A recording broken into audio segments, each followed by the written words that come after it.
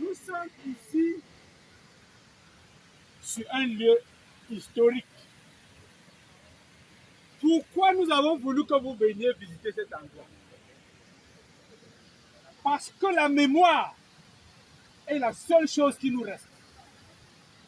C'est-à-dire que nous nous souvenons que hier, nous avons posé nos clés quelque part.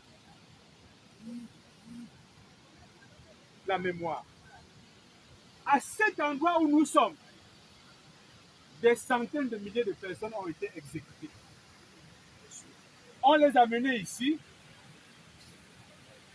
on les criblait de balles, on les jetait dans, et puis leur corps se désarticulait sur les chutes. Dans les chutes, pourquoi?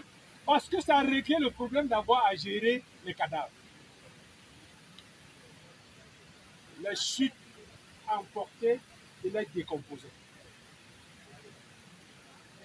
En 1965, en août 65, 3 camions de l'armée française se sont garés à Banja, devant l'église catholique. Tous les enfants qui avaient plus de 16 ans, les garçons, avec leur père, ont été embarqués dans les 3 camions. Ils ont été amenés ici. Ils ont tous été exécutés ici par un lieutenant français qui s'appelait Galvani. Comment on a su pour ces gens-là? Parce que parmi eux, il y avait un aveugle.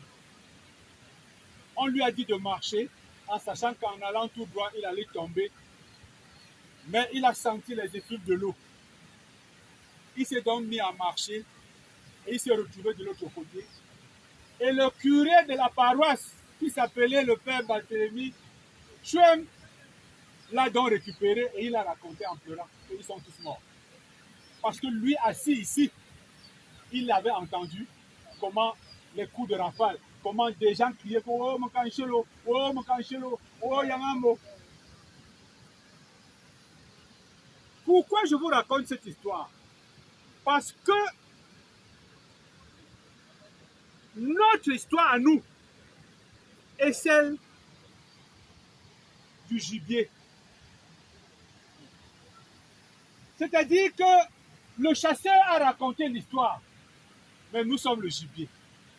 Si vous demandez au gibier de raconter l'histoire, son histoire sera différente de celle du lion. Et donc, l'histoire qu'on nous enseigne dans les lycées et collèges, c'est une histoire qui a été écrite par le colon. Nulle part dans l'histoire du Cameroun, vous ne lisez dans l'histoire officielle que des centaines de milliers de personnes ont été exécutées à cet endroit. Pourquoi? Parce que nous, les témoins sont encore vivants. Donc, je ne voudrais pas qu'on rentre d'ici étant triste, mais je voudrais qu'on se souvienne que la concurrence de mémoire fait que ceux qui ne se souviennent pas sont morts. Notre histoire, l'histoire de notre région ne commence pas avant l'arrivée des Français. Non. Notre histoire commence longtemps avant. Celle qu'on a voulu que vous sachiez, c'est celle qui glorifie l'oppresseur. C'est celle qui vous amène à vous détester vous-même. C'est celle qui vous amène à manquer de dignité. Mais nos arrière-grands-parents étaient des gens dignes.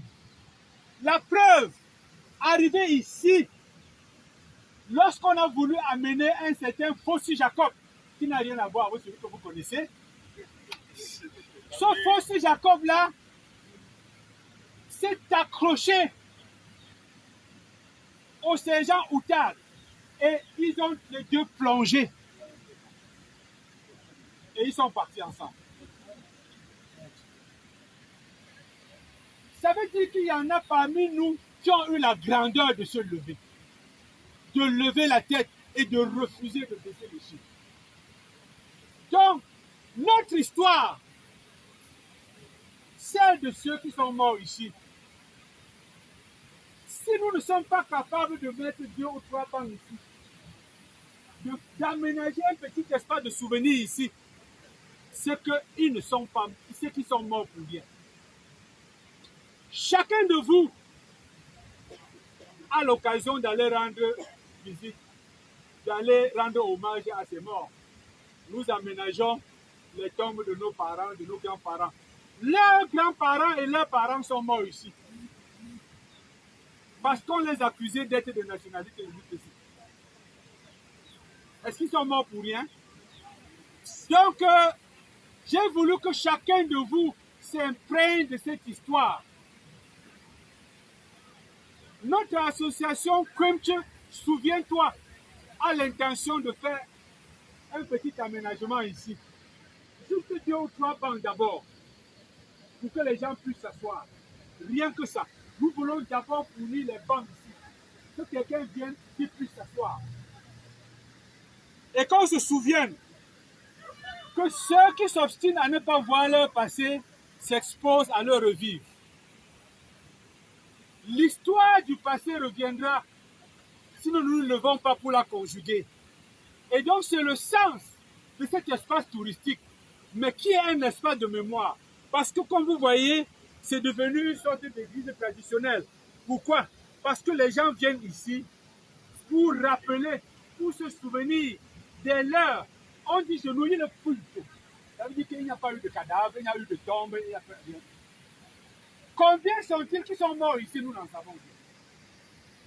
Ce dont nous sommes sûrs, c'est qu'ils sont tellement nombreux que nous ne pouvons pas les oublier et qu'il est de notre responsabilité de construire ici un espace mémoriel, une sorte de monument. Quand vous allez en France, vous avez ce qu'on appelle la tombe du soldat inconnu.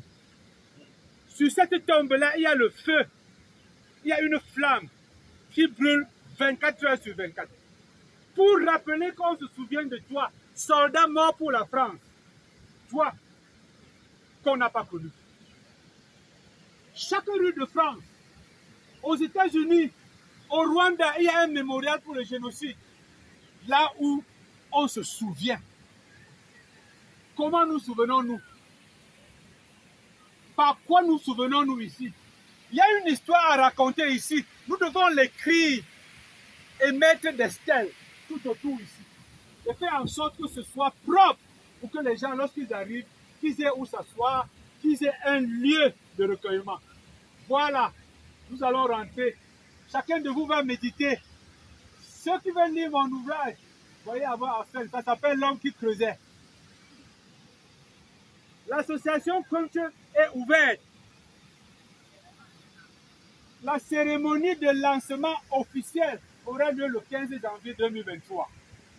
Nous ferons une conférence intitulée « Notre mémoire, notre patrimoine, notre identité ».